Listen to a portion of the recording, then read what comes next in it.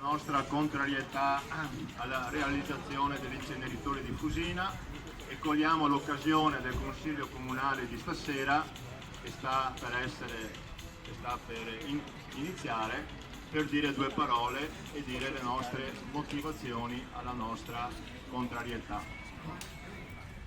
Di Milano ha deciso il 20 di febbraio, in piena era Covid, l'amministrazione l'ha già presa il 20 di febbraio, naturalmente una decisione che non ha coinvolto il Consiglio Comunale nella sua totalità, anche se c'era già la presentazione di un ordine del giorno presentato dai 5 Stelle che manifestava la propria contrarietà al progetto. Però poi si è giocato a rinviare all'infinito questo tipo di decisione fino a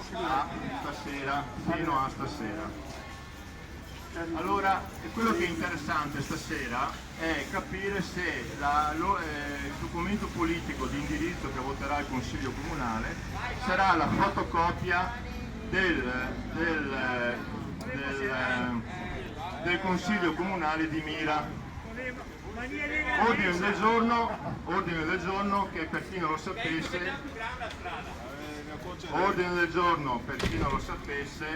che è stato copiato in fotocopia dallo stesso Consiglio Comunale di Spinea. Quindi saremo curiosi stasera se la capacità di elaborazione, di fare un documento di questa amministrazione è quella di fare i copia e incolla oppure ha qualche idea su questo tipo di tematica che riguarda l'incenerimento dei rifiuti. Io mi fermo qua e naturalmente do la parola adesso anche innanzitutto ai 5 Stelle, che sono la forza politica che stasera ha presentato il documento politico di contrarietà all'inceneritore. Parla la Elena La Rocca, ti presenti. Ciao a tutti, sono Elena La Rocca, consigliere comunale a Venezia, qui in trasferta. E no, questa battaglia contro l'inceneritore è fondamentale perché ci stanno assolutamente prendendo in giro, hanno cercato di far passare un presunto ampliamento e tecnologizzazione come nulla di grave, mentre ci vogliono costruire il primo inceneritore più potente del Veneto in un territorio già estremamente gravato dall'inquinamento ambientale, dove abbiamo purtroppo un primato per l'inquinamento, per i tumori, un primato in Italia, siamo la quinta provincia più inquinata d'Italia, abbiamo i bambini che sono i soggetti più fragili e più deboli che stanno rischiando la loro salute futura per operazioni che sono operazioni puramente economiche, perché dobbiamo ricordarlo che questa è un'operazione che punta al profitto, perché abbiamo privati in società con ecoprogetto e con il pubblico, e questo è il problema principale. La gente deve capire che qui non c'è un interesse pubblico, ma c'è un interesse speculativo. Ci sono tantissimi modi, sia di ridurre i rifiuti. Ricordo che a Venezia, per esempio, la differenziata per strada ancora non c'è, quindi di cosa stiamo parlando? Non c'è la raccolta differenziata a Venezia per strada, non viene incentivata la riduzione dei rifiuti, vengono fatte delle tariffe così su misura sulla grandezza delle case, non viene incentivata la popolazione a produrre meno rifiuti, non vengono messe in campo politiche di riduzione valorizzando nuove materie prime che sono biodegradabili come quella della canapa, che è la nostra proposta a livello regionale, incentivare la filiera della canapa per sostituire interamente la plastica, per bonificare i terreni, per sostituire la carta. Con la canapa si produce la carta, non abbiamo più bisogno di abbattere alberi, possiamo produrre l'industria alimentare, l'industria edilizia, perché con la canapa si possono costruire edifici. Le soluzioni ci sono, noi dobbiamo solamente con forza attirare l'attenzione dell'opinione pubblica affinché capisca che dobbiamo tutti dire no a queste opere che portano profitto a pochi e danno a molti, soprattutto ai bambini. Vi ricordo che l'inquinamento da particolato, polveri sottili al di sotto del PM inferiore al 2,5 addirittura arriva al feto nel ventre materno attraversando la placenta. Sono cose gravissime queste, quindi noi dobbiamo portare avanti questa battaglia innanzitutto per le generazioni future, ma per far capire che la salute è nostra, l'ambiente è nostro e gli interessi economici di pochi non ci interessano. Grazie. Chi vuole procedere? Una presenza forte appunto su Veris da parte del Partito Democratico. Abbiamo un partito che ovviamente difende ormai da decenni, non servirebbe neanche dirlo, insomma, no, gli inceneritori in tutti i modi, ed è quello della Lega che fa capo poi appunto alla Duca Zaia, alla Giunta regionale del Veneto, che da sempre si sono pronunciati che vogliono un inceneritore a Marghera e che fanno di tutto per avere questo, e controllano anche quella commissione via regionale che il 9 di luglio dovrà pronunciarsi e dare via libera, e lo daranno, purtroppo lo daranno via libera a quell'impianto.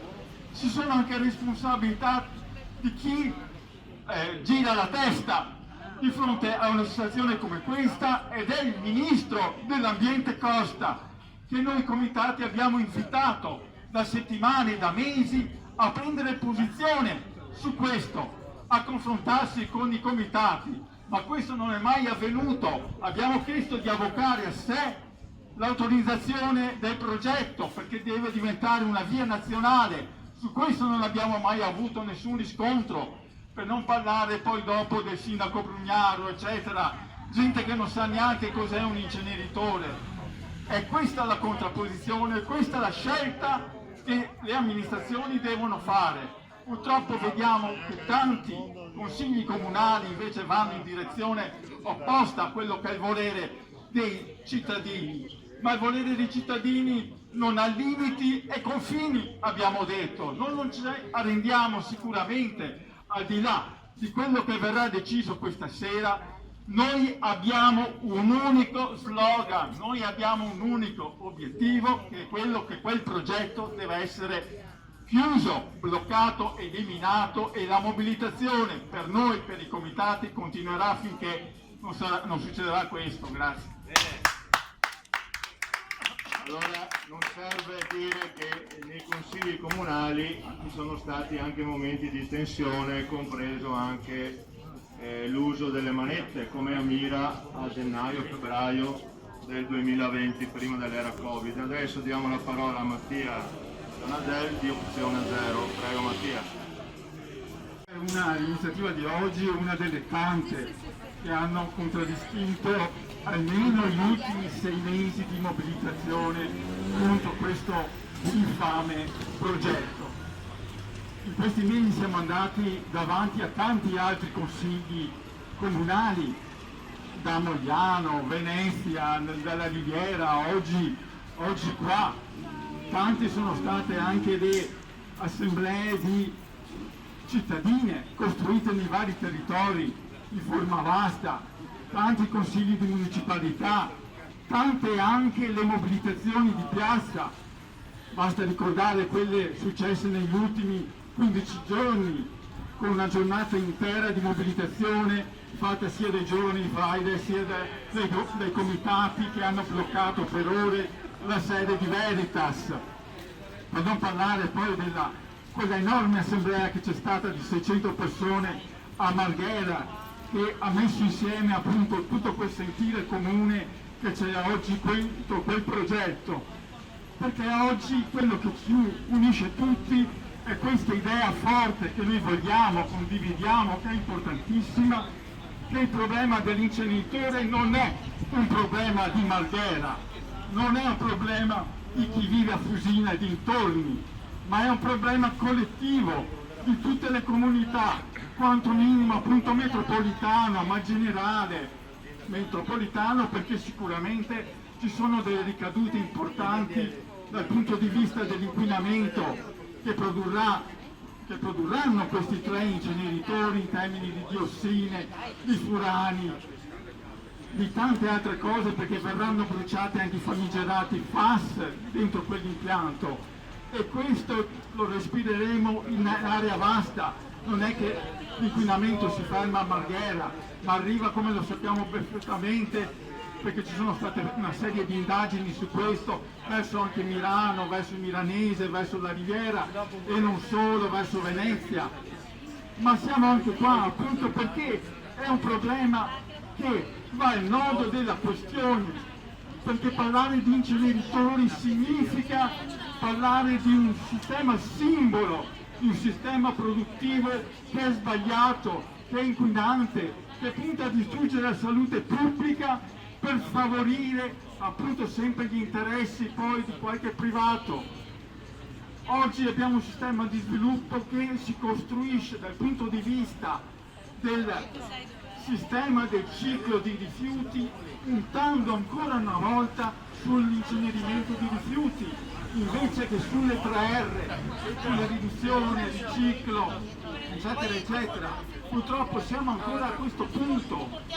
Per questo la lotta appunto su questo inceneritore, questo impianto, è una lotta globale, perché dopo va a finire su quello che respiriamo ma viviamo quotidianamente tutti, legati ad esempio ai cambiamenti climatici. L'abbiamo vissuto, lo stiamo vivendo ogni giorno, che si costruiscono attorno anche fonti inquinanti come queste. Oggi perciò credo che chi è rinchiuso là dentro e che dovrà votare appunto su questo progetto deve fare una scelta molto chiara: o essere da una parte delle comunità, della popolazione, dei cittadini, o essere invece dalla parte appunto di quel sistema sbagliato che dicevo prima. E questa comunità ha scelto, ormai penso da tanto tempo, perché se guardiamo la storia di Milano, ancora negli anni *80 c'è stata una grandissima mobilitazione da parte dei cittadini che dopo 3 anni di lotta è riuscita a portare alla chiusura di quell'inceneritore terribile che praticamente lavorava senza filtri, che ha lavorato per 1 decennio e più, che è stato chiuso appunto dalle mobilitazioni. Era un impianto che veniva difeso a spada tratta dal sindaco Milan, che nel DNA aveva un DNA democristiano, e da quel partito comunista che gestiva il Cosete ancora, no? Che mentre loro difendevano appunto a spada tratta quell'impianto, c'era la gente che moriva in via Dori, in via Galli,